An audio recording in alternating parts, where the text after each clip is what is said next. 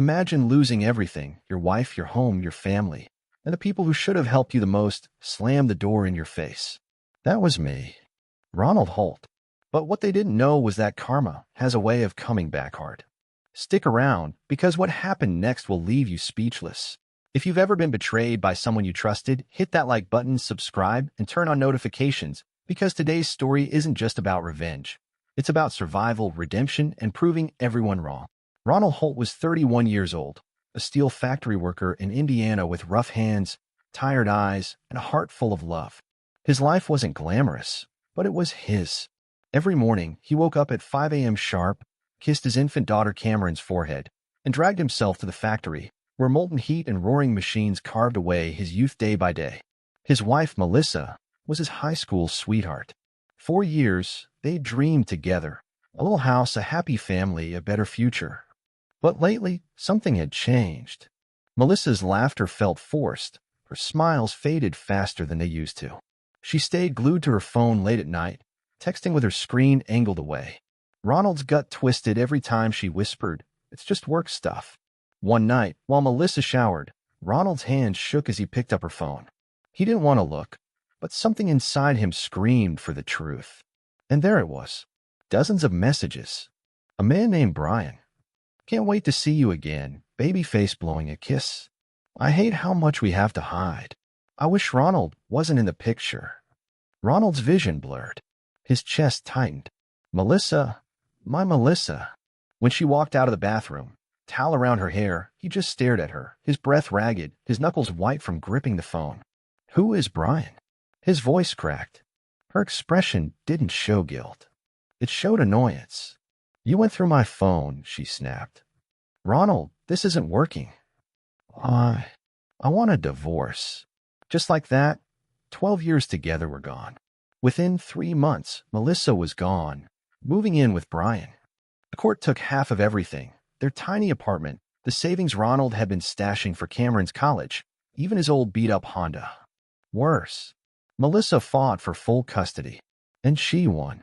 Ronald begged, pleaded, argued that Cameron needed him. But the court sided with Melissa, giving him limited visitation rights. Alone, heartbroken, and nearly broke, Ronald swallowed his pride and called the one place he thought he'd always be welcome home. His father, Kenneth, picked up on the second ring. "It's me. I need a place to stay. Just for a while. Me and Cameron." Kenneth sighed, the kind of sigh that stings worse than words.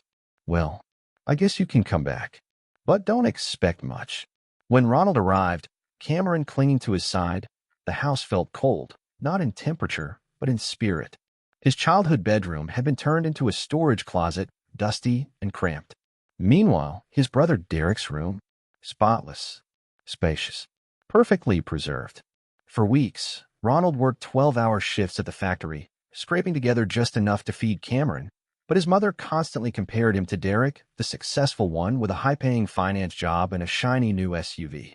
When Derek had twins, the entire family's attention shifted entirely to him. Ronald and Cameron became ghosts in their own home. Then came the breaking point. One night, Kenneth pulled Ronald aside.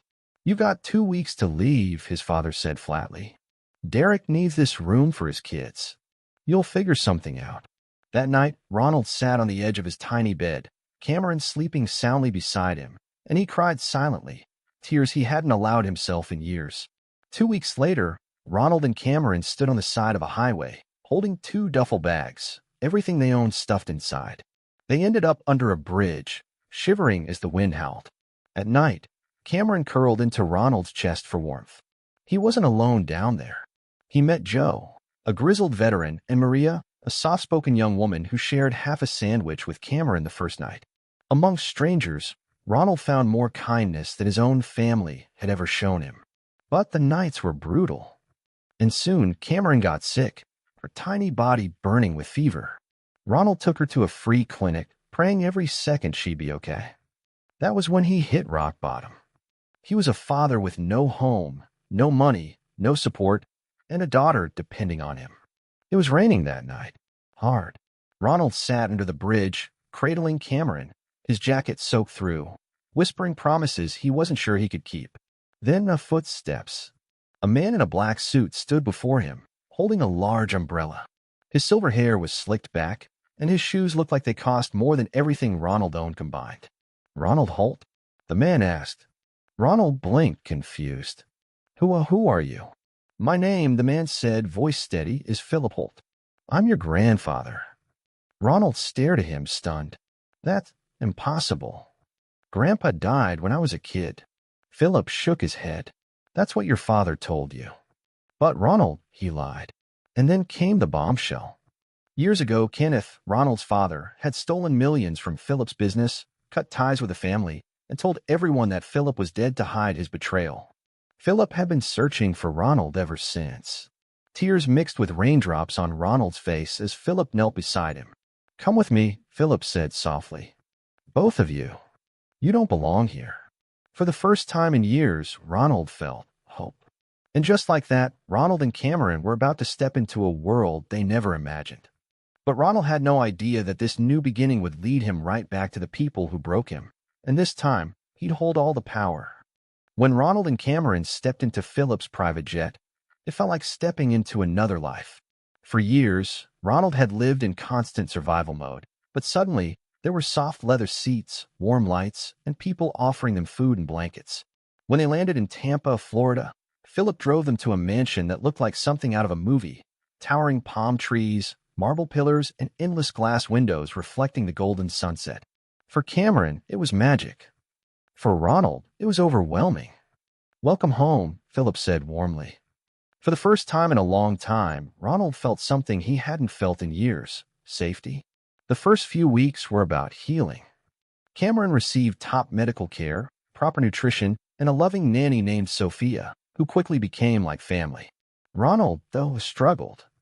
He'd spent years feeling like a failure, the husband who wasn't enough, the son who wasn't wanted, the brother who could never measure up. One night, Philip sat across from him in the study. "Ronald," Philip said, leaning forward, "you've been through hell. But I've watched you. You're resilient. You care. And I believe you have what it takes to build something great." Ronald frowned. "I don't even have a degree, Philip. I'm just a factory worker." Philip smiled. "No, you're not. You're a fighter. That's worth more than any diploma." Philip introduced him to Sunbay Properties, his thriving real estate empire, offering Ronald an entry-level position as a sales associate. Ronald hesitated, afraid of failing again, but Philip put a reassuring hand on his shoulder. "Trust me, grandson. I didn't find you just to watch you doubt yourself. You belong here." And so Ronald stepped into a new world, one he never thought he'd be part of. At first, Ronald struggled. He didn't know the jargon, didn't understand high-end property deals, and felt constantly out of place among polished, confident agents. But Ronald had something they didn't: empathy. When he spoke to clients, he didn't just pitch houses. He listened to their stories, their struggles, their dreams. He treated them like people, not paychecks. Within 1 month, Ronald closed his first big deal, a waterfront home worth nearly $1.2 million. Within a year, he was breaking records at Sunbay. His reputation grew. Honest, hardworking, relentless. Clients trusted him. Colleagues respected him. And Philip? He watched with quiet pride. By the end of Ronald's 3rd year, Philip made an announcement that shocked the entire company. "Ladies and gentlemen, meet your new CEO, Ronald Holt." Applause filled the room, but Ronald only thought of one thing: Cameron. Everything he'd done, every sleepless night, every painful memory, it had all been for her. It wasn't long before they came crawling back. Melissa, the ex-wife who'd abandoned Ronald and fought for custody, suddenly emailed him. "Ronald, I think Cameron deserves to have her mother back in her life.